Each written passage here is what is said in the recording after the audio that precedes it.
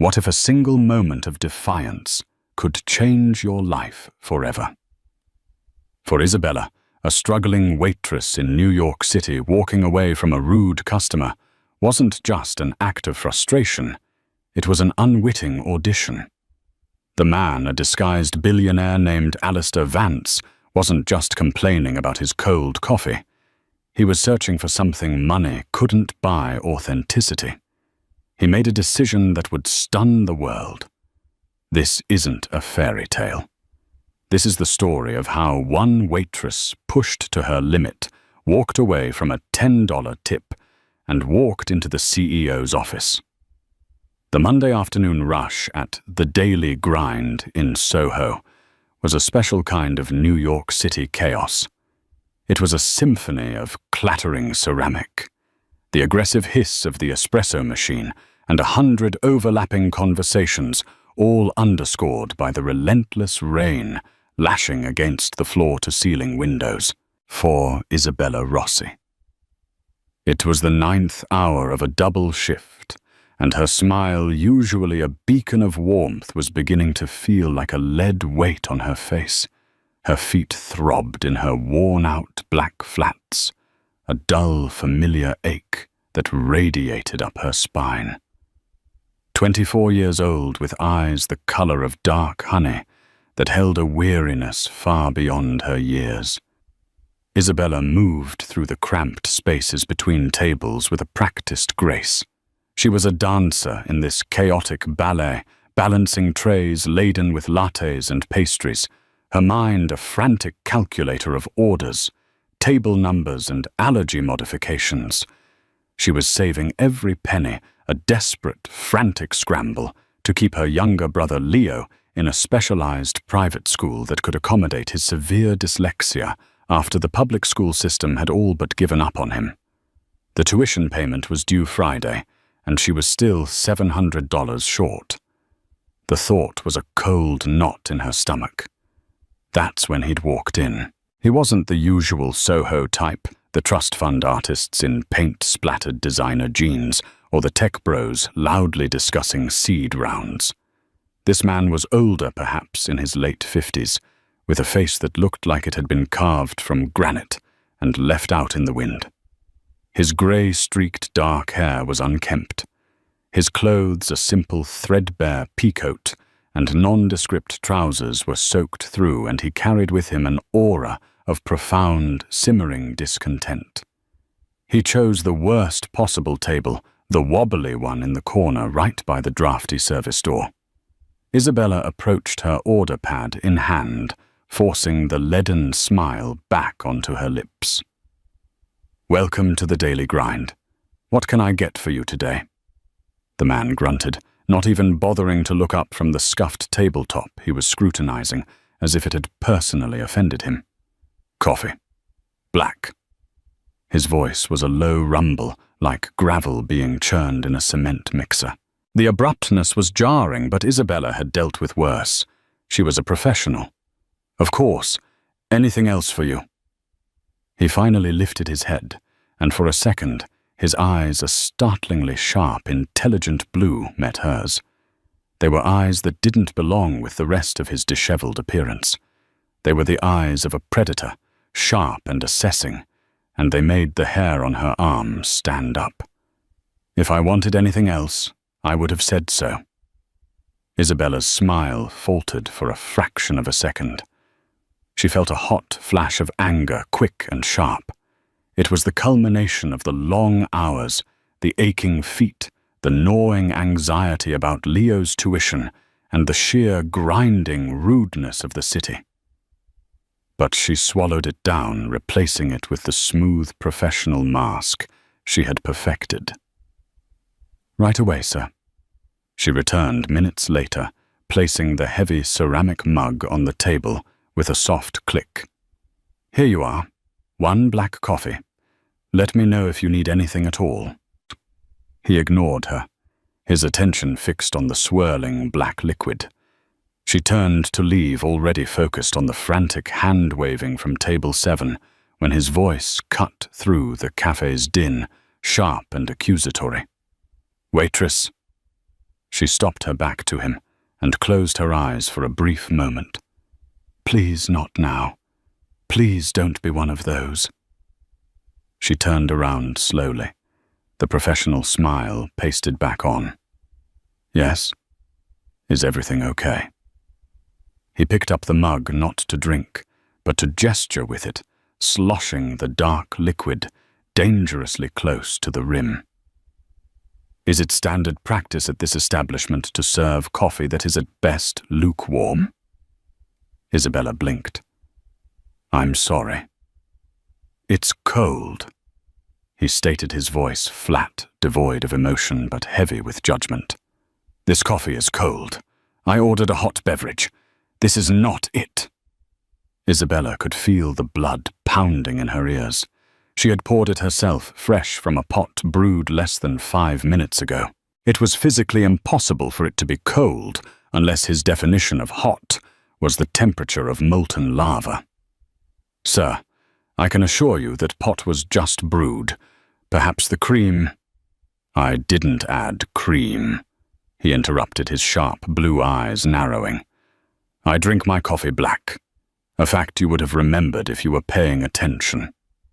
The injustice of it stung. Not only was he wrong, but he was insulting her competence. She could see her manager Maria watching from behind the counter, her expression a mixture of pity and warning. Maria was a stickler for the customer is always right mantra, a philosophy Isabella usually adhered to no matter how much it grated. Appease, apologize, replace. That was the formula.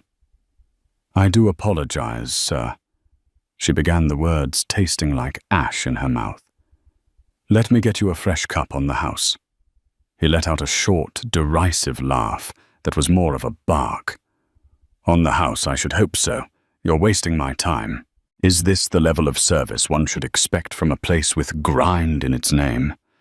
It seems the only thing being ground down here is the customer's patience." And that was it. The snap. It wasn't loud. It was a quiet internal severing of the tightly wound cord of her professional restraint. It was the condescending tone, the deliberate attempt to humiliate, the utter lack of basic human decency.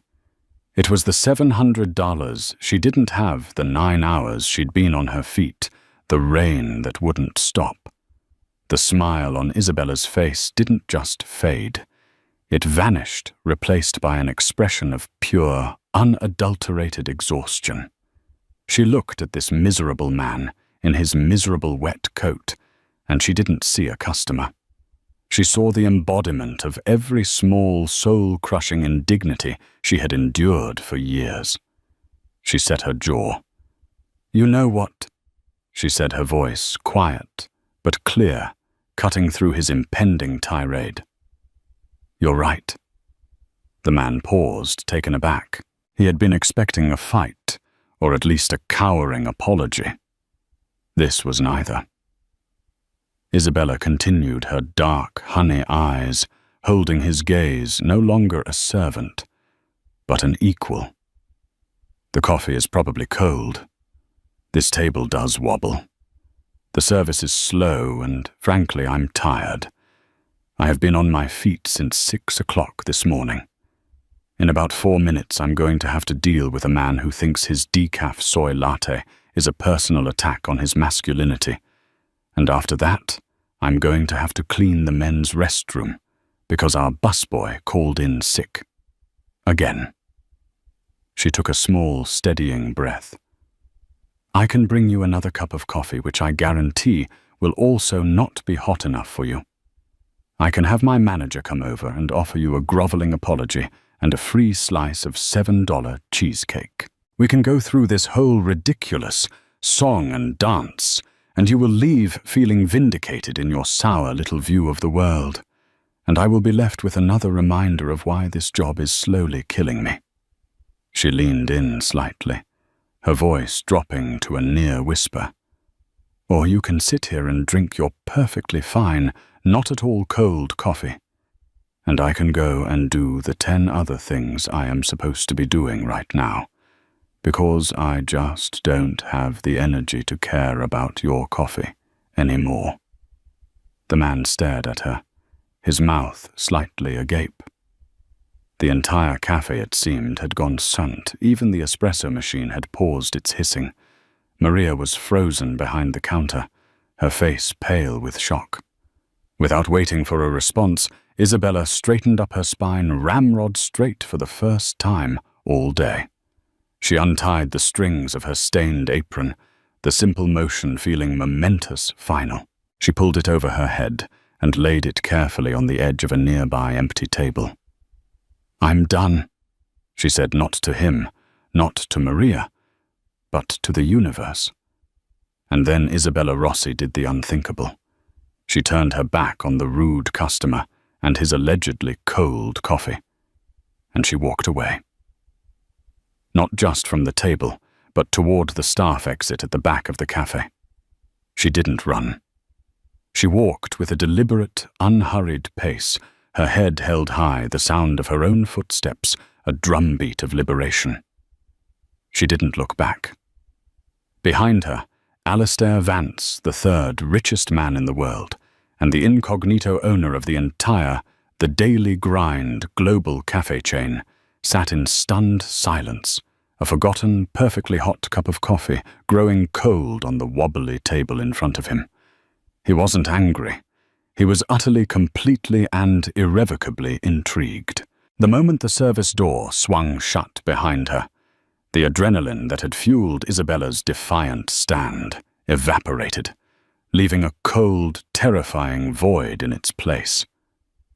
She leaned against the graffitied brick wall of the alley, the damp chill seeping through her thin blouse, and dragged a hand through her hair. Her heart hammered against her ribs like a trapped bird. What have I done? What in God's name have I done? The words she'd spoken replayed in her mind, each one a fresh stab of panic. This wasn't just walking away from a rude customer. It was career suicide. She hadn't just quit.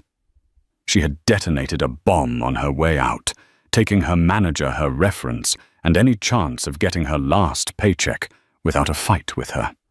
Maria would be furious, and rightfully so. The man, whoever he was, would almost certainly lodge a formal complaint of epic proportions. She could be blacklisted from every cafe in the city. The $700. The number screamed in her head. Her meticulously planned budget, a tightrope walk of survival, had just snapped. The rent was due. Leo's tuition was a ticking time bomb, and she had just thrown away her only source of income over a cup of coffee and a moment of pride. A wave of nausea washed over her. Pride didn't pay the bills. Pride didn't keep a roof over her brother's head. She pushed herself off the wall, her legs trembling, and began the long walk to the subway. The rain had subsided to a miserable drizzle, mirroring the slow leak of despair seeping into her soul. Every face in the passing crowd seemed to mock her, a sea of people with jobs to go to, with lives that weren't imploding in a back alley in Soho. Inside the cafe, an unnatural quiet had descended. The patrons who had witnessed the exchange were murmuring amongst themselves, stealing glances at the man in the corner. Maria, snapping out of her stupor, was rushing towards his table, her face a mask of frantic apology. "Sir, I am so sorry," she began, her voice trembling. "I don't know what got into her. Isabella, she's not usually like that." "Please, your entire meal is on us." "Dessert." "Anything?" "I will be dealing with her, I assure you. This is completely unacceptable." Alistair Vance held up a hand, silencing her. His sharp blue eyes weren't angry. They were thoughtful, distant. He was looking at the empty doorway through which Isabella had disappeared, a faint, unreadable mutt playing on his lips. "That won't be necessary, Maria," he said, his voice returning to its gravelly tone, but without the earlier edge of discontent. He knew her name, of course. He knew the name of every manager in his top-performing New York locations. He read their weekly reports personally. The young woman's name was Isabella Rossi. Sir, she is fired. Effective immediately. She will not be stepping foot in here again. Maria was desperate to placate him to erase the incident. No, Alistair said simply. Don't do that. He finally took a sip of the coffee. It was by now genuinely lukewarm. He didn't seem to notice. In fact, I'd like her contact information from her employee file. Maria stared at him, utterly bewildered. Her contact information? Sir, are you planning on pressing charges, filing a complaint with corporate? I can give you the number for our district manager. I am the district manager. Alistair lied smoothly, the lie rolling off his tongue with decades of practice. And the regional manager, and the board of directors, and the majority shareholder. Just get me the information, and her final paycheck. Include a bonus for emotional labor. He stood up, pulling a crumpled $100 bill from his pocket and leaving it on the table. It was more than enough to cover the $2 coffee. Thank you for the coffee. It was illuminating. He walked out of the daily grind, leaving a stunned manager and a very generous tip in his wake. As his driver, a stoic man named Arthur, pulled the discreet black Maybach up to the curb, Alistair slid into the plush leather interior, the scent of which was a world away from the damp wool of his disguise. Back to the penthouse, Mr. Vance? Arthur asked, his eyes meeting Alistair's in the rearview mirror. Yes, Arthur. And get me Marcus Thorne on the line, head of HR. Then get me the entire executive board of the Grind subsidiary. I want a full meeting tomorrow morning, 7 a.m. sharp. A board meeting, sir. On such short notice, an emergency board meeting. Alistair corrected a genuine wolfish grin spreading across his face for the first time in years. I believe I've just found our new CEO. Arthur, a man who had worked for Alistair for 30 years and had seen him buy and sell empires on a whim, merely nodded. But even he couldn't prevent his eyebrows from rising a fraction of an inch. Meanwhile, on a rattling sea train, heading towards Queen's Isabella, was oblivious to the corporate shockwaves she had set in motion. She was staring at her reflection in the dark subway window, not seeing the tired young woman looking back, but a gallery of her failures. She'd failed to keep her temper. She'd failed to be a professional. She'd failed Leo. She lived in a cramped 2-bedroom apartment in Astoria that always smelled faintly of her elderly neighbor's cabbage soup. The rent was a constant, suffocating weight. Her room was tiny, dominated by a corkboard covered in reminders. Leo tuition due. 10/24. Call Con Ed Re Bill. Pick up extra shifts. The board was a testament to her relentless hustle. Now it just felt like a monument to her foolishness. Leo was in the living room, hunched over a textbook, his brow furrowed in concentration. At 16, he was lanky and awkward, with the same honey-colored eyes as his sister. But his were filled with a frustrating mix of intelligence and confusion. The words on the page seemed to jumble and dance before him, a cruel trick of his own mind. "Hey, he said, looking up as she came in. "You're home early." Isabella forced another smile, this one even more difficult than the ones at the cafe. "Yeah, they were overstaffed. Sent a few of us home." The lie felt clumsy and brittle. Leo, however, was too absorbed in his own struggles to notice. "This history chapter is killing me. It's like trying to read another language. Mrs. Davison says if I don't get my essay in by Wednesday, I'm going to fail the marking period. Isabella's heart clenched. This was why she did it. This was why she endured the rudeness, the long hours, the aching feet. The specialized school, with its small class sizes and tailored teaching methods, was the only place Leo had ever felt understood, the only place he was actually learning.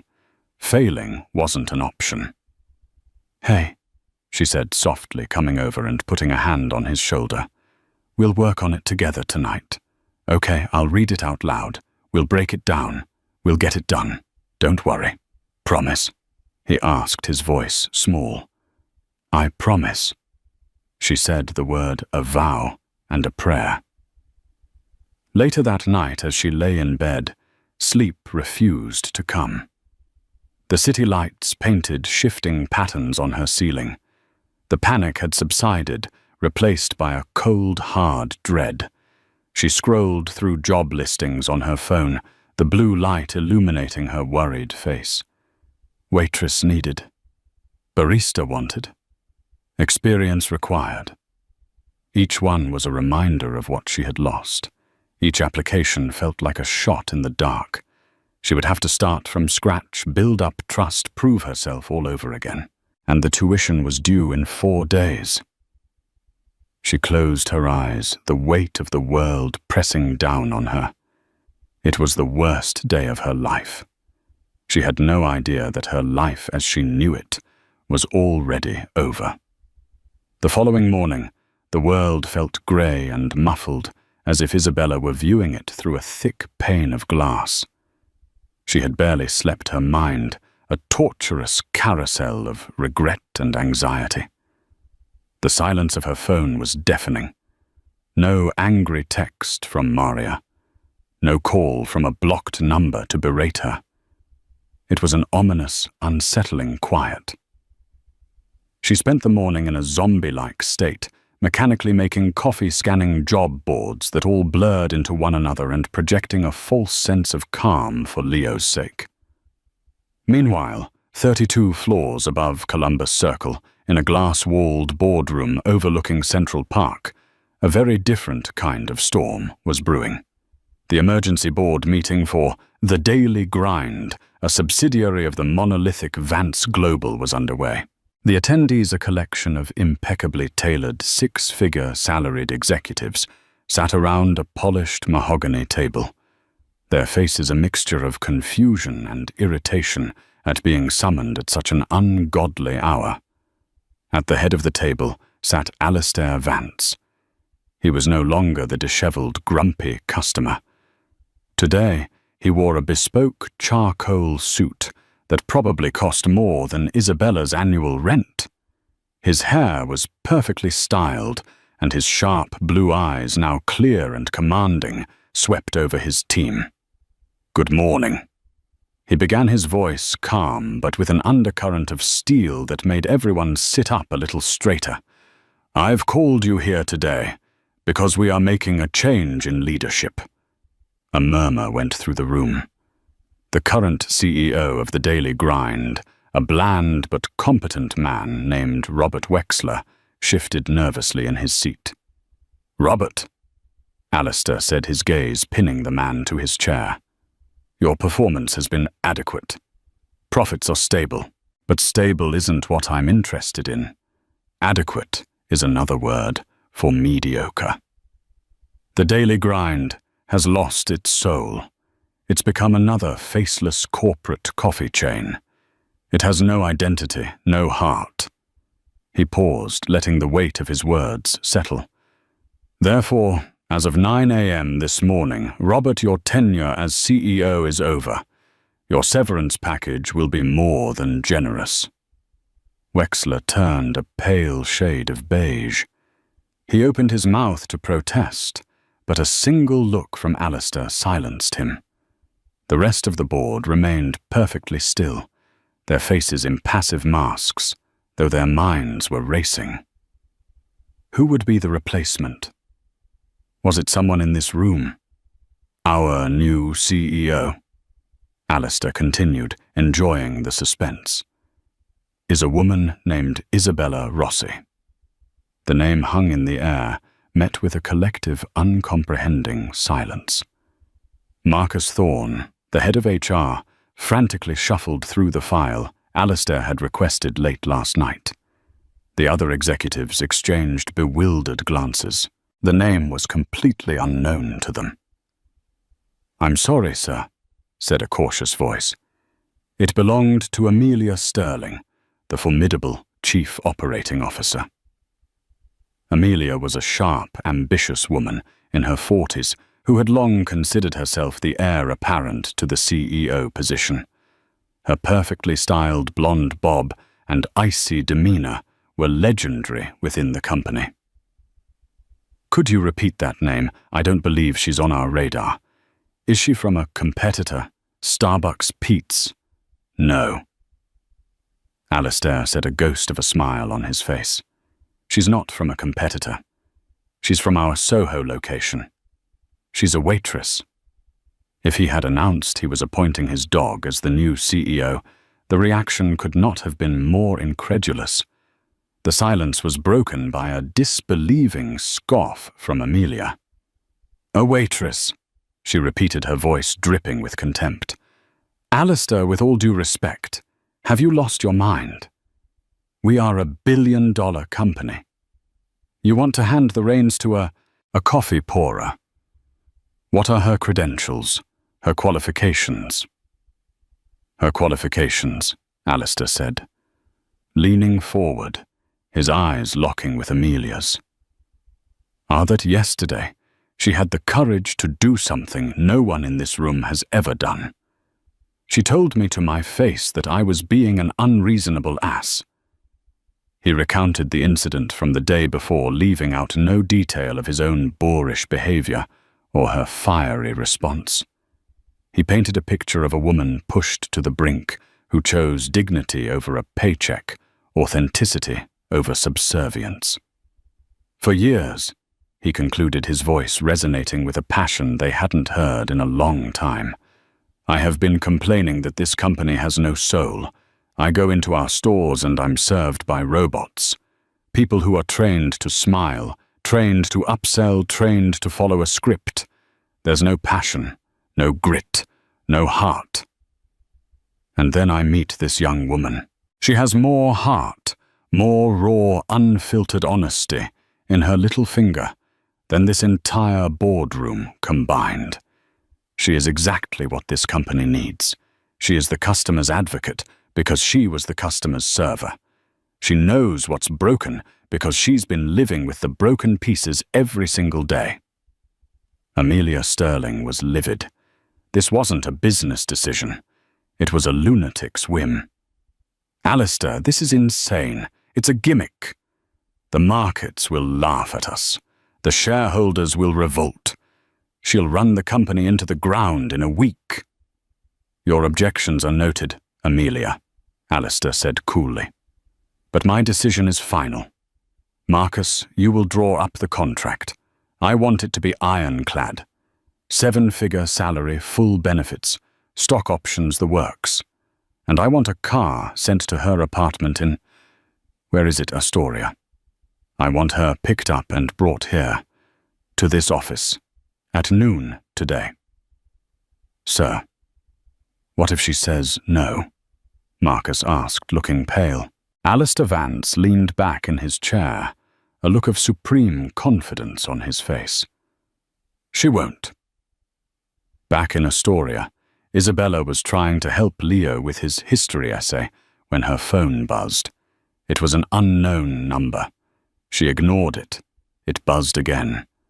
Annoyed, she answered, ready to snap at a telemarketer. "Is this Isabella Rossi?" a crisp, professional voice asked. "Who's asking?" Isabella replied, her tone wary. "My name is Elizabeth, and I am the executive assistant to Mr. Alistair Vance, chairman of Vance Global. Please hold." Before Isabella could process the name, a different voice came on the line. It was deeper, more commanding.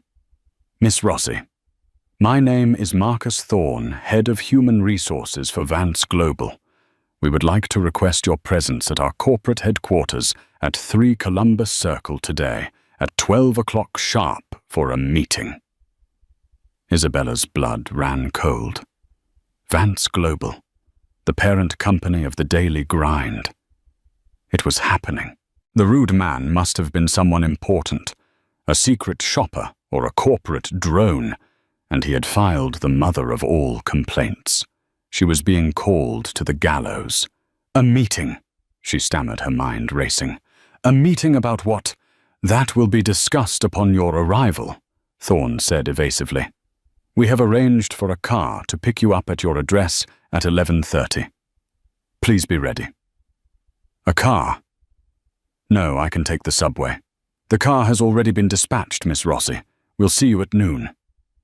The line went dead. Isabella stared at her phone, her hand trembling. Vance Global. This was bad. This was worse than just being fired. Were they going to sue her? Make an example of her? She felt a wave of dizziness. Who was that? Leo asked, noticing her pale face. Work, she choked out. The main office. They want to see me. At exactly 11:30 a.m., a sleek black Lincoln sedan, the kind she only ever saw in movies, pulled up in front of her modest apartment building. The driver, a man in a black suit, got out and opened the rear door for her. Her neighbors peered out their windows, their eyes wide with curiosity. Feeling like she was in a bizarre dream, Isabella dressed in her only good outfit, a simple black dress she'd bought for a cousin's wedding 2 years ago, slid into the cool leather interior. The drive into Manhattan was silent and surreal. She stared out the window at the city, a place that had felt like her own personal battleground just yesterday. Now, she felt like a prisoner being transported to her own execution. As the car pulled up in front of the gleaming, imposing skyscraper that housed Vance Global, she felt an overwhelming urge to bolt, to run back to the safety of her tiny apartment. But her feet, as if they had a will of their own, carried her out of the car and through the revolving glass doors into the lion's den. The lobby of Vance Global was designed to intimidate. It was a cavernous space of polished marble, gleaming steel, and hushed, reverent silence. A waterfall cascaded down a 20-foot wall of black granite, and the air smelled of money and power. Isabella felt her cheap dress and worn-out flats were a sacrilege in this temple of wealth. She approached the massive security desk, her heart pounding a frantic rhythm against her ribs. Isabella Rossi, she said to the stern-looking woman behind the desk, her voice barely a whisper. I have a meeting at noon. The woman's expression didn't change, but she tapped a few keys on her computer. Ah, yes, Miss Rossi. We've been expecting you. Mr. Thorne's office, 32nd floor. She gestured towards a bank of gleaming elevators. Someone will meet you there. The elevator ride was a silent, stomach-lurching ascent. Isabella's reflection in the mirrored walls showed a pale, wide-eyed young woman who looked completely out of her depth. When the doors whispered open on the 32nd floor, she was met by a man who introduced himself as Marcus Thorne. He was tall and thin, with a harried expression that suggested he was perpetually putting out fires. Miss Rossi, thank you for coming on such short notice, he said, his handshake brief and clammy. He led her down a plushly carpeted hallway lined with modern art. The silence here was even more profound, broken only by the distant, muted ringing of a phone. He stopped before a pair of imposing oak doors. Mr. Vance will see you now. Vance, Isabella thought in a panic. I thought the meeting was with you. The name sent another jolt of fear through her. This was bigger than a district manager. This was the top, the absolute summit. Thorne opened one of the doors and ushered her inside, closing it softly behind her, leaving her alone in the vast office. It was less an office and more a penthouse apartment. One entire wall was a single sheet of glass, offering a breathtaking, godlike view of Central Park, a swathe of green and gold spread out like a picnic blanket. The furniture was sleek and minimalist. The art on the walls looked priceless, and the desk, a massive slab of dark wood, was empty save for a single steaming mug of coffee. And behind that desk, in a large leather chair, sat the man from the cafe. Isabella froze her breath, catching in her throat. He was different, yet terrifyingly the same. The threadbare peacoat was gone, replaced by the impeccably tailored suit. The unkempt hair was now perfectly in place.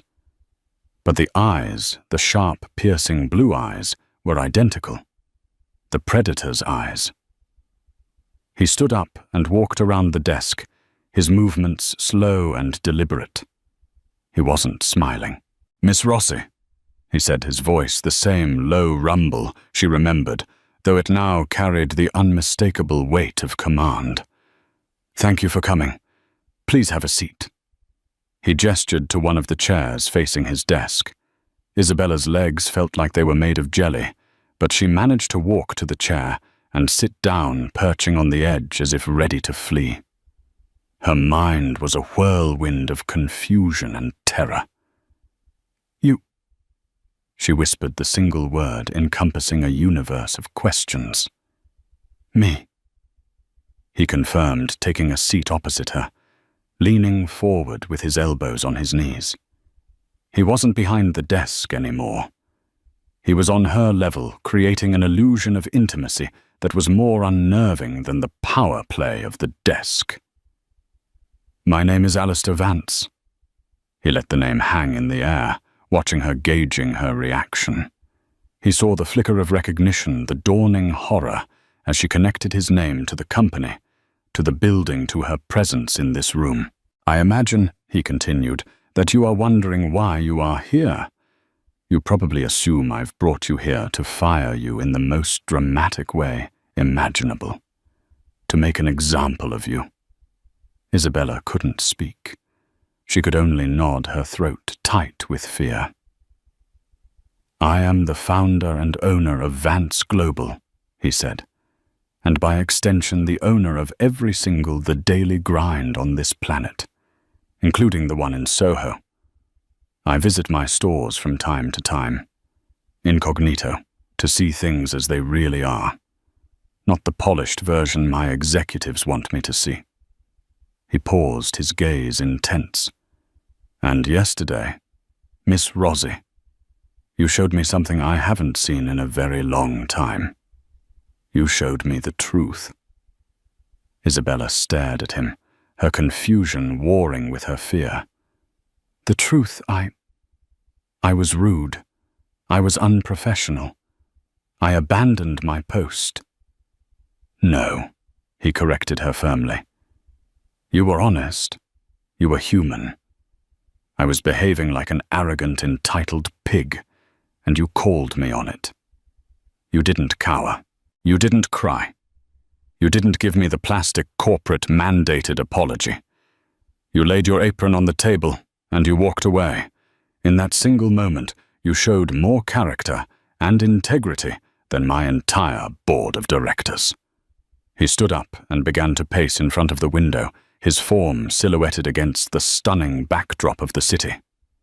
"This company," he said, gesturing to the world outside, "is sick. It's dying from a disease of mediocrity. We've become a machine. We process customers. We serve them lukewarm coffee." He shot her a quick, wry glance. "And we take their money. There is no life in it anymore. It needs a heart. It needs a soul. It needs a leader who understands what it's like to be on the front lines. Someone who understands that our business isn't just coffee. It's people. It's about creating a space where someone can escape the rain for a few minutes, not a place where they get bullied over the temperature of their drink. He stopped pacing and turned to face her directly. His blue eyes were blazing with a strange, fervent light. "I am not here to fire you, Isabella," he said, his voice dropping to a serious, almost solemn tone. "I am here to offer you a job." Isabella blinked. A job? Maybe a shift supervisor at a different location. A trainer. "I am offering you the position of Chief Executive Officer of the Daily Grind cafe chain." The silence in the room was absolute. The only sound was the faint hum of the city far below. Isabella was sure she had misheard. It was a joke, a cruel, elaborate prank designed to be the ultimate humiliation. She let out a shaky, disbelieving laugh. "CEO. That's not funny. I am not a man who jokes about my business, Miss Rossi," Alistair said, his expression completely serious. "The position is yours if you want it. A salary of $2 million a year, plus performance-based bonuses and stock options. A corporate apartment. A car and driver. Full executive authority over the entire global chain. You would answer to no one but me." Isabella's mind simply refused to process the words. It was like he was speaking a foreign language. She, Isabella Rossi. The waitress from Astoria who couldn't make rent was being offered a job that people spent their entire lives clawing their way towards. But why? She finally managed to ask, her voice hoarse. "I don't know anything about being a CEO. I've never managed anything more than a 6-table section. I don't have an MBA from Harvard. I have a half-finished community college degree and a mountain of debt." "You have something none of those Harvard MBAs have," he countered, his voice ringing with conviction. "You have nerve. You have authenticity. You know why a customer is unhappy before they even open their mouth. You know why an employee is on the verge of quitting. You know that a wobbly table or a dirty restroom can ruin a customer's entire experience in a way that my executives, sitting up here in their ivory tower, can never comprehend. I can hire 100 COOs like Amelia Sterling to handle the spreadsheets and the logistics. I can't hire a single person with your kind of guts. That has to be found. And I found it in you." He walked back to his desk and pushed a thick leather-bound folder across its polished surface towards her. "This is your employment contract. It's all in there. Take it. Read it. Have a lawyer look at it if you wish. I'll even pay for it." Isabella stared at the folder as if it were a venomous snake. Her world had tilted on its axis. The sheer, terrifying, magnificent absurdity of the situation was overwhelming. It was an impossible choice. A ludicrous, life-altering, insane opportunity dropped into her lap by a man who was either a genius or a madman. Or perhaps both. I need to think," she stammered, standing up on shaky legs. "Of course," Alistair said, his tone softening slightly. "Take the day. But I need your answer by tomorrow morning, because if you accept, your first day is tomorrow.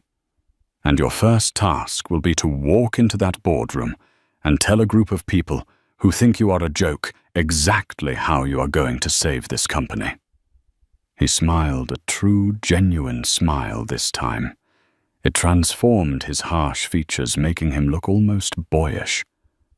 "I have a feeling," he said, "that you're going to be very, very good at it." Isabella Rossi walked out of that office in a daze, clutching the heavy leather folder to her chest. She didn't remember the elevator ride down or walking through the lobby. She only came back to herself when she was standing on the curb in the bright afternoon sun, the sounds of the city rushing back in. The black sedan was waiting for her, the driver holding the door open. But Isabella just shook her head, turned and started walking with no destination in mind. She had a $2 million contract in her hands and a decision to make that would either be the biggest mistake of her life or the beginning of a story no one would ever believe. Isabella walked for hours. She walked through the manicured paths of Central Park, past the laughing children on the carousel and the tourists taking pictures. She walked down Fifth Avenue, a ghost in her simple black dress, invisible to the shoppers laden with expensive bags from Tiffany's and Saks. The leather-bound contract in her bag felt like a block of lead, a tangible weight representing the impossible choice she faced. Her mind was a battlefield. One side, the voice of pure, unadulterated terror screamed at her, "It's a trap! A publicity stunt. He's a crazy old billionaire playing games with a poor girl for his own amusement. They'll eat you alive. You'll be a laughing stock. You'll fail, and the fall will be 1,000 times worse than just being a broke waitress." But another voice, a quieter, more stubborn voice that sounded a lot like the one that had spoken up in the cafe, whispered back, "What if it's not? What if it's real? What if this is your one single chance to change everything for you? For Leo?" Remember the look on their faces, the customers, the managers. You know what's wrong with that place. You know how to fix it. Who better than you? She finally ended up at a small, unassuming diner in the West Village, a place with cracked vinyl booths and a comforting smell of greasy fries. It was the kind of place she understood. She ordered a cup of coffee. It arrived piping hot and pulled out the contract. The language was dense and legalistic, but the numbers were terrifyingly clear. Salary, bonus structure, stock options that on paper were worth more money than her entire family had likely seen in full 3 generations.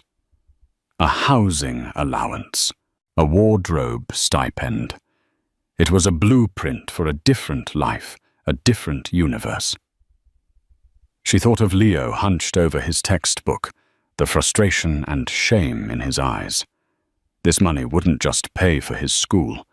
It could get him the best tutors, the best specialists, the best technology. It could give him the future he deserved, a future free from the constant struggle that had defined both their lives since their parents had passed away years ago. Then she thought of the man Alistair Vance, his piercing eyes, his strange, fervent belief in her. Was he a madman? Maybe. But he was a madman who had seen her, truly seen her, in a way no one else had. He hadn't seen a clumsy waitress. He had seen a warrior. He was offering her not just a job, but a sword and a shield and a kingdom to command. How could she say no to that? Her fear was still there, a cold, hard knot in her stomach. But now it was mingled with something else, a spark of defiant, audacious excitement. The same spark that had made her lay down her apron. She took out her phone and dialed the only person in the world she trusted implicitly. "Izzy, is that you? Are you okay?" Leo's voice was fraught with worry. "You've been gone for hours." "I'm fine, Leo," she said, a new resolve hardening her voice. "I'm more than fine. Listen, can you do me a favor? Go online and find out everything you can about a man named Alistair Vance." She spent the next hour in that diner nursing her coffee as Leo fed her information through her earbuds.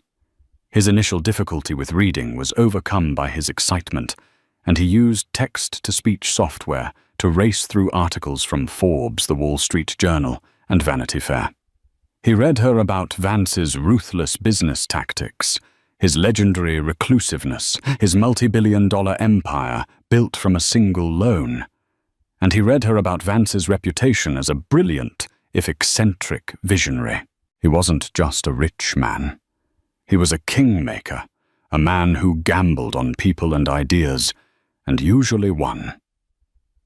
By the time she left the diner, the sun was setting, painting the sky in hues of orange and purple. The fear was still there, but now it felt less like a chain and more like fuel. She took the subway back to Astoria, her mind no longer a battlefield, but a war room. She was already making lists, formulating ideas, strategizing. The next morning at exactly 6:55 a.m., Isabella Rossi walked back through the doors of Vance Global. The black sedan had been waiting for her as instructed. But today she wasn't the terrified girl in the cheap wedding dress. She had spent a small fortune from the wardrobe stipend Alistair had wired to her account overnight. She wore a sharply tailored navy blue pantsuit. Her hair was pulled back in a sleek professional ponytail, and her expression was one of cool, calm determination. She strode through the lobby with a newfound confidence that made the security guard do a double take. She didn't go to Alistair's office. She went straight to the 32nd floor boardroom. She arrived 5 minutes before the meeting Alistair had scheduled. The executives were already there, lingering over coffee and pastries, their conversation a low, venomous hum. She could feel their eyes on her the moment she walked in. She saw the shock, the contempt, the dismissal. At the head of the table, Alistair Vance watched her, a flicker of approval in his eyes. Standing next to him was the COO, Amelia Sterling. She looked Isabella up and down, her lips curling into a derisive sneer. "Well, well," Amelia said, her voice loud enough for the whole room to hear. "Look what the cat dragged in. I hope you're enjoying your 15 minutes of fame, dear. Try not to break anything." Isabella walked calmly to the front of the room, placing her portfolio on the polished mahogany table. She turned not to Alistair, but to Amelia. She looked the formidable COO directly in the eye, her honey-colored gaze steady and unflinching. "My name." "Isabella," said her voice, clear and strong, resonating through the suddenly silent room. "Is Isabella Rossi. And as of this morning, I am your new Chief Executive Officer. You will address me as Miss Rossi or Ma'am." "Dear" is no longer on the table. She then let her gaze sweep across the entire room, meeting the eyes of every single stunned executive. "I know what you are all thinking," she continued, her voice ringing with the same raw honesty she'd used in the cafe. "You are looking at my resume, or lack thereof, and you see a joke, a gimmick, a waitress who got lucky. You're right, I am a waitress. And as a waitress, I know things that none of you know." She began to pace, just as Alistair had done, owning the space. "I know that our loyalty program is a joke that punishes our most frequent customers. I know that our pastry supplier has been sending us day-old goods for 6 months, because our procurement department is only focused on cost, not quality. I know that the scheduling software we use is so archaic and unforgiving that it's the #1 reason for employee burnout and turnover. I know that the tables in the Soho location wobble." She stopped and pointed a finger at a stunned executive. "Franklin, head of procurement, you're fired." She pointed to another. "Jessica, head of IT, your department has 3 weeks to present me with a new employee-centric scheduling system, or you're fired." She turned back to Amelia. "Amelia, COO, you have built a culture of fear and complacency.